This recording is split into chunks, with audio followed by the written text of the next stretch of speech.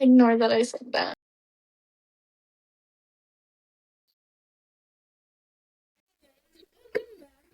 It's another main episode. We don't. Okay, well, we don't have necessarily a lot to talk about this week. I think a lot of the sports are on break. We know F1's on their summer break, and that will last pretty much until the end of this month. We know NASCAR has a break this week. We know IndyCar has a break this week. We know the NFL isn't in season yet. And we know that all the European leagues pretty much are also in their preseason prep. So yeah, we're gonna try our best. Hopefully, we get a decently long episode for you guys. But I don't want to guarantee anything. Also, we're just gonna have to roll with that this week. My light is really bothering me, so we're gonna just roll with it, you know? Oh, there we go. Now it's back to normal. Okay, so then that light is got it. But before we get too far into this episode, don't forget to leave a like, comment, subscribe, and turn on your post notifications. We have a couple good videos coming out for you guys. And I know it's a little bit late, but you can look forward to my World Cup vlog that will be out this Wednesday at 9:30 p.m. Eastern Time. And you don't want to miss it. You want to see what I did during my World Cup trip. So pretty fun, pretty cool. Also, we have another vlog coming up, and that will be our IndyCar vlog. I'm gonna give the reins to Julie. Julie's gonna film. We will be together, so you will see both of us. But Julie will be filming most of it, so it will probably be from her POV most of the time. And this month we will be live streaming. Please go check out our social media pages. We will have posted something on our community page as well as our Instagram, Twitter. I don't think we're gonna do it on Facebook, but if you see it on Facebook, that means that we actually did it on Facebook. But we will have a poll out for when you guys want us to live stream. We have a couple dates and times in mind, so go vote so you can tune in, and then we will announce the winner next week. And I think that's it. So we'll start off with stupid statistics. Alright, guys. It's mostly stupid statistics today. We do have a little bit of racing, but not a lot. I don't even think I have my radar points picked out, but we'll get there when we get there. I just realized that. But first things first, we have the LA Angels, and the Philadelphia Phillies are in advanced discussions for a trade that would send all-star outfielder Mike Trout to Philly. Which is huge. It's huge. It's crazy. Yeah, I don't and it just gets more interesting. Am I frozen? Am I tweaking out? No. You were a little. Okay. I think you're great, though. Hold on. Continue.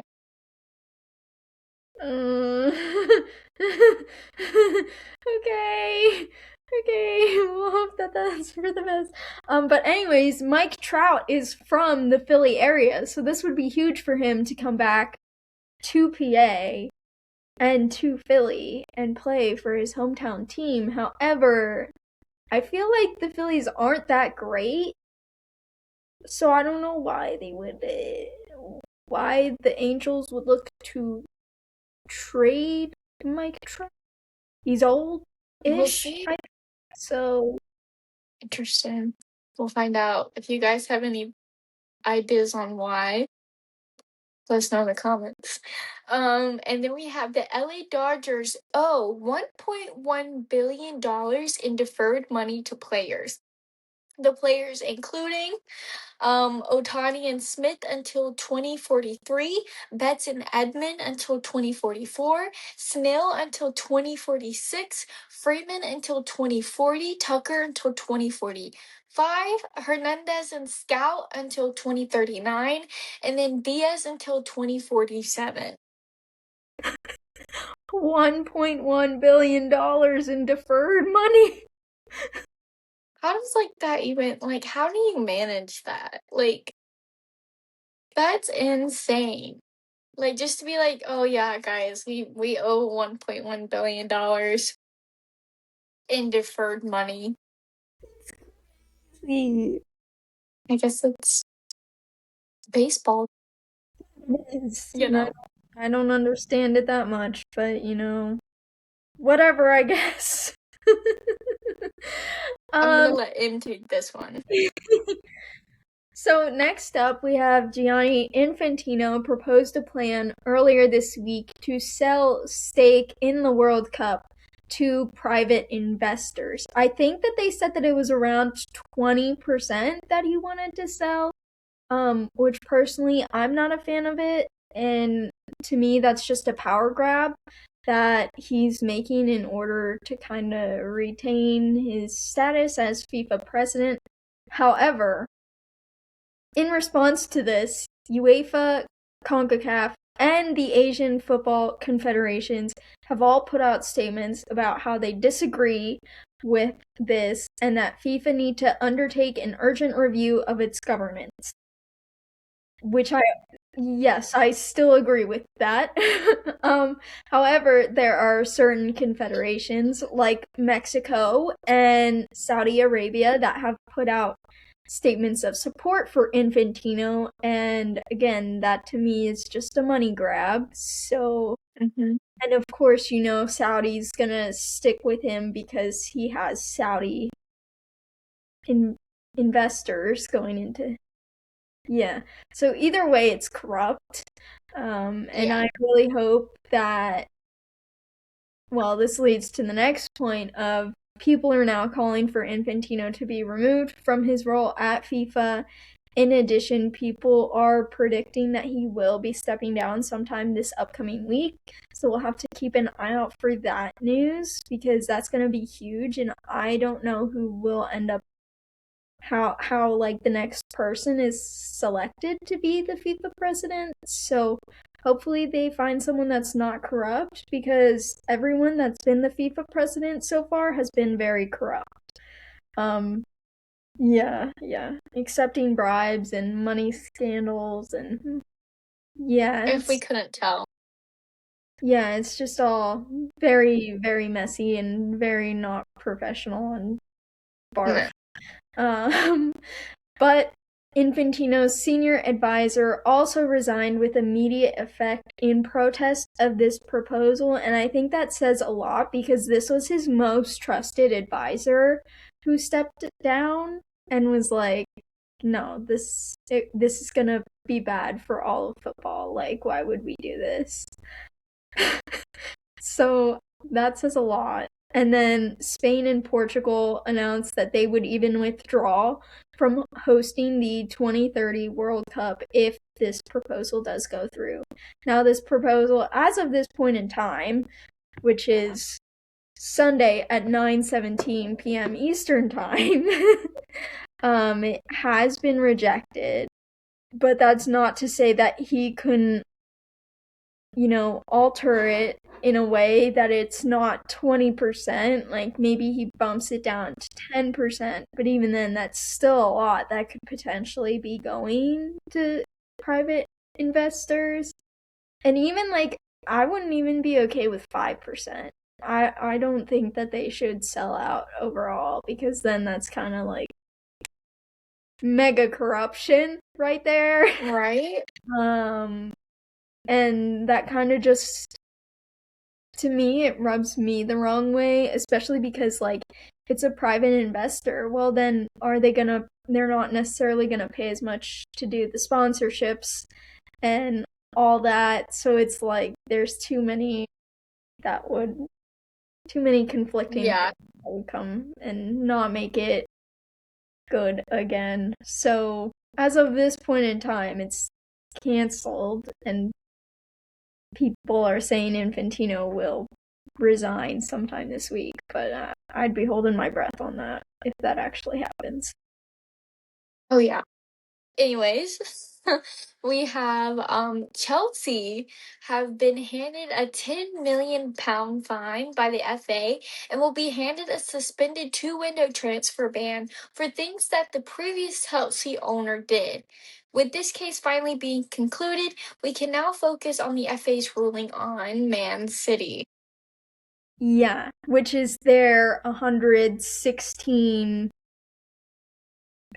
ruling thing that is supposed to come out, and people are saying that based on what Chelsea got handed for what they did, essentially the same thing but worse should have happened to Man City. I don't think Chelsea's was as bad as what is coming against Man City, but Man City is still maintaining that they didn't do anything. But, like, where'd all that money come from? You're gonna tell me that your club magically found all this money laying around to do these transfers? Like, that doesn't make sense to me. We're not Surely stupid. not. But yeah, so the things that the previous Chelsea owner did and leading up to it forced him to leave his role at the club. And he was also Russian, so I kind of think that there was a little bit of political ties in there. But that also did allow for Todd Bowley to come and buy out the team, and now we just see how crap Chelsea is. But also, Enzo Fernandez, the Argentine player, said that he does not want to return to the club after his whole thing with his one celebration that he did at the World Cup, because that was offensive, I guess, or something. I'm not quite sure on the whole thing, but they held out a banner that was controversial. And in addition to that, FIFA did just recently announce, after this whole deal with Infantino, that they were looking into multiple Argentine players for their behavior throughout the World Cup. And one of them was Enzo Fernandez for, his red card and the banner. And of course, you got the Jude Bellingham incident that is being investigated. So yeah, it's not looking good. But you can't tell me it's not a coincidence that they're doing it now after Infantino's being, interrogated-ish. Yeah. Pressure, so. But moving on, we have Bayern Munich's captain and goalkeeper, Manuel Neuer, announced that this would be his last season playing soccer, and that once the season's over, he will retire. Yeah, we know that he came out of international retirement this past summer to play in the World Cup. But it looks pretty likely that he's going to 100% retire at the end of this season. I'm unsure if Bayern will be looking at offering him a coaching position or what all will be happening there. He is still a pretty important figure. Of course, I'm not 100% sure how this will affect his game time this year. I know that people were speculating that he's going to split time with Jonas Erbig, because Erbig is poised to take over for Neuer next year. To me, I would like to see Erbig play in more big pressure games, just to give him a little confidence boost. But I don't know if that will necessarily happen this season. But I would rather have it happen when he has a mentor on the team who can kind of offer him some advice that's not a coach, Yeah. No, I get that. Still gonna be sad. But moving on, we have PSG are in talking with AS Monaco Is it AS Monaco? Okay. To sign USMNT striker Folarin Balogun. Yes. Again, this would be huge news. I know that we've kind of previously talked about this, but I've seen that the talks are pretty concrete. I think that they were looking at like I don't know, maybe a $20 million, $25 million transfer fee, which is, again, pretty big for an American. I also think that this would be a great move for Balogun himself, being able to play under Luis Enrique at PSG. I mean, that would just give him a lot to learn, and I think it would be a good move. I hope that this happens, but I know kind of some of the holdup is with Monaco and them their valuations of Balogun and how much he's worth is kind of what's being the holdup for this transfer going through. So hopefully it happens sooner rather than later, because I'd love to see that. Fingers crossed. And then we have the Philadelphia Eagles signed defensive tackle Jalen Carter to a 4-year contract extension worth up to $160 million with $106 million guaranteed. This contract makes him the highest paid defensive tackle in NFL history. Insane. That's crazy. I guess we'll see how he does. And then we have the Cleveland Browns extend cornerback Denzel Ward to a 2-year, $62.2 million deal, $52.3 million guaranteed. Yeah, but that's not even the best part about the Cleveland Browns. Apparently, both Deshaun Watson and Shedeur Sanders aren't playing well.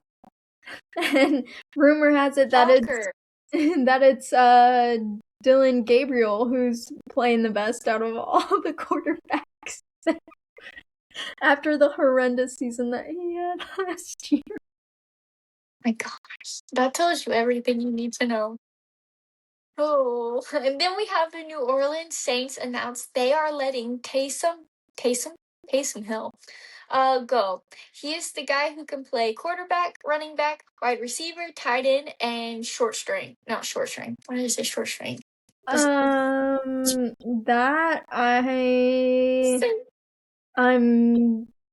special teams is what that is. Thank you.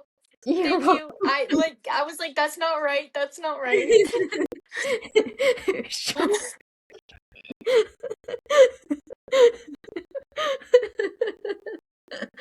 Let that slide, guys. I have like 0. You were kind of close. Wait a minute, why did I say that? I don't know why I said that. We're gonna move on. You guys get what I mean.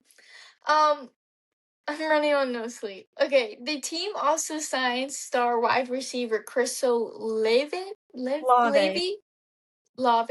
Thank you. To a 4-year extension worth up to $132 million, including $90 million guaranteed. Yeah. Wow. So, I mean, I see why they're letting Taysom Hill go, and I see why they're signing Chris Olave, but I don't know. Is the team actually gonna do that good this year? Did they do great last year? I mean, they went on that nice. They ended up string. Yeah, they won 7 straight or something at the end. Yeah. They didn't lose a lot towards the end of the season, but the start of their season really sucked. Anyways, we have the Houston Texans look to get wide receiver Tank Dell back after he blew out his knee in 2024, which caused him to miss the entire 2025 season. But I'm just happy he's back. No. Fingers crossed he does great, and maybe they fix the turf. Well, you know. We could get on a whole long conversation about that, but we'll see how this preseason goes, because usually that's when crap hits the fan. We have the Carolina Panthers third-round rookie wide receiver Chris Brazzell, or as we like to say, Brazzle Dazzle, suffered a knee injury during practice this week and is expected to miss the entire 2025 season. Oh, wait, we're not in Oop. 2025. Oh, The wait. 2026 season. My bad.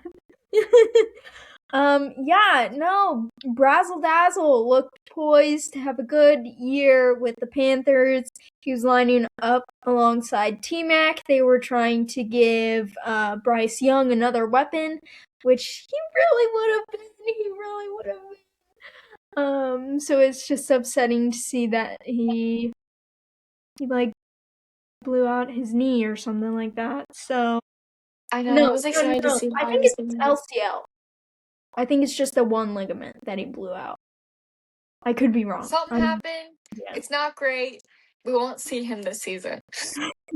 Okay, 49ers wide receiver Ricky Pearsall is set to miss this upcoming season after suffering a setback from his 2025 season-ending injury, which was a PCL tear, if I'm correct.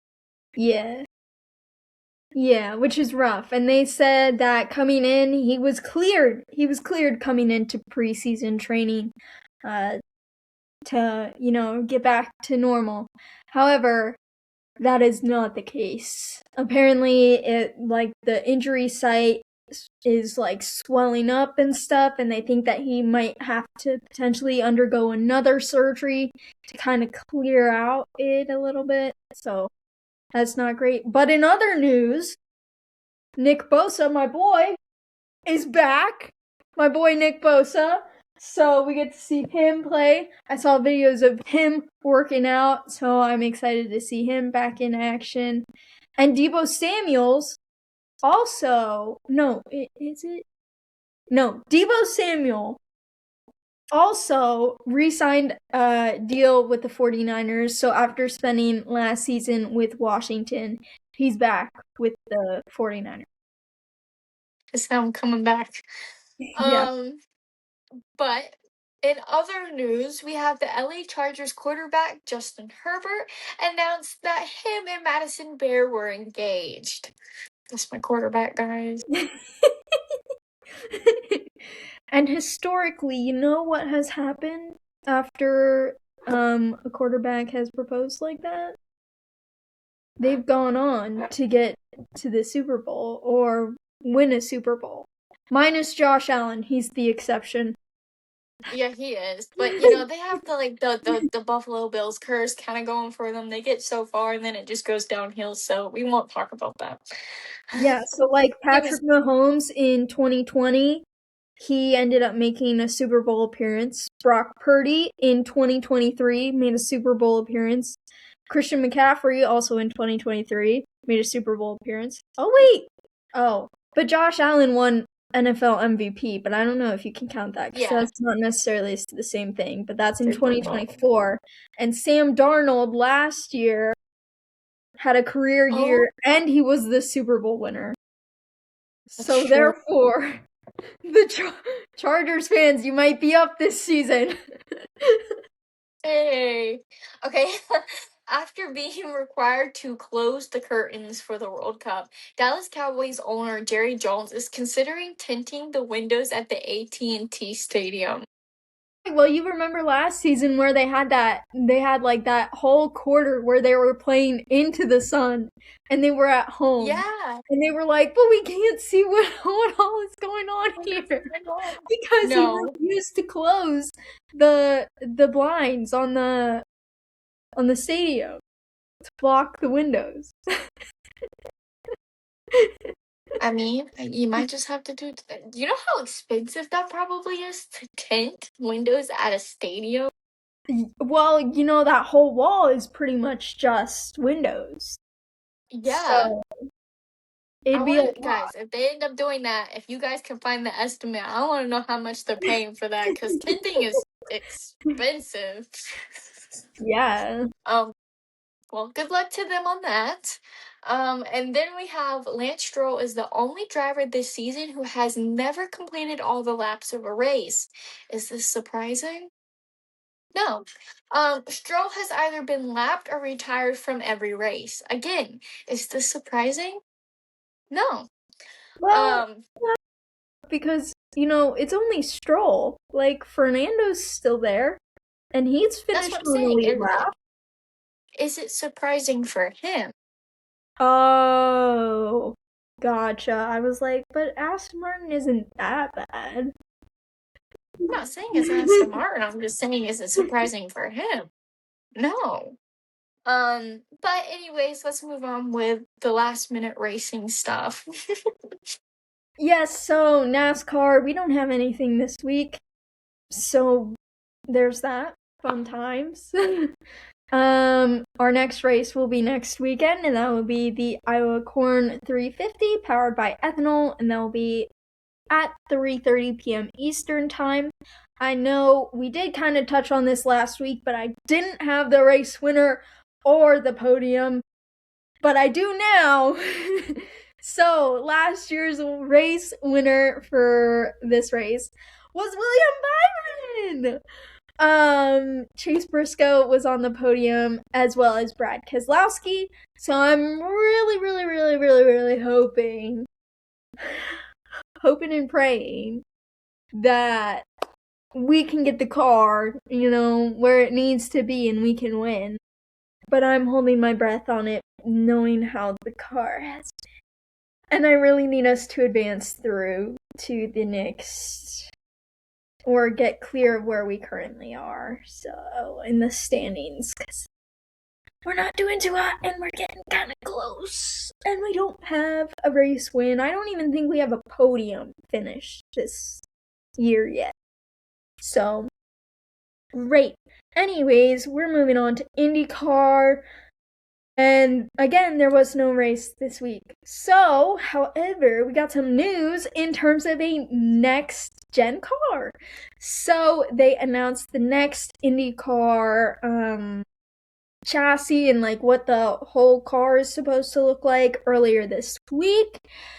So far, Alexander Rossi and Alex Palou have tested and driven this car. Maybe potentially others did too, but these were the only two that I saw through media stuff so far. The notable differences between this current generation and the next gen is that it will be approximately 100 pounds lighter than the current model. We're also getting new front and rear wings. We have a different axis control system, which will affect mechanical grip through suspension optimization. And then we're also getting a 2.4 liter twin turbocharged V6 ICE, which is an internal combustion engine, and that's up to 760 horsepower. So that's great, even faster racing. They're also expecting the racing times to go down, especially the lap times. They're supposed to get even faster than what they currently are. I think they were saying by even up to over a second, which is crazy. And then we also have the gearbox being lighter. It will be 25 pounds lighter, in addition to the hybrid system, which will be 20 pounds lighter. And then the shape of the cockpit will be wider dimension-wise, and it's supposed to have better cooling for the drivers than what this current car has. So hopefully they won't have to rely too much on the cooling systems in their suits. But yeah. So our next race for IndyCar will be August 9th, and that will be at 4 p.m., so it does overlap with the NASCAR race. But we're in Portland for the Only Bulls Grand Prix of Portland, and Will Power was the winner last year. Obviously, we don't have any soccer games.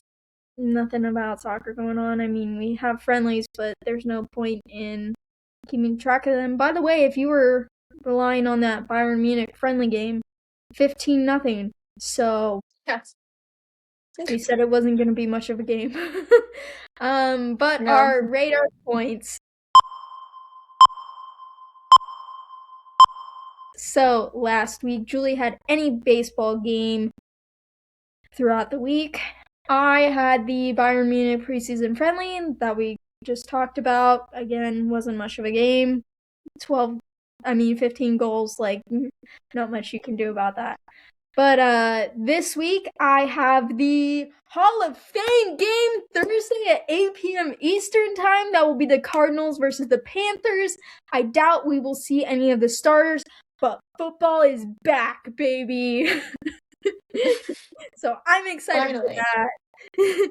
We also have the IndyCar and NASCAR races again.